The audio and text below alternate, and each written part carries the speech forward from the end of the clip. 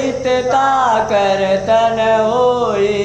ध्यान करे जो बंध्या नारी, पावे पुत्रादिक फलचारी। प्रातः सायं अरुमाध्याना, धरे ध्यान होवे कल्याणा।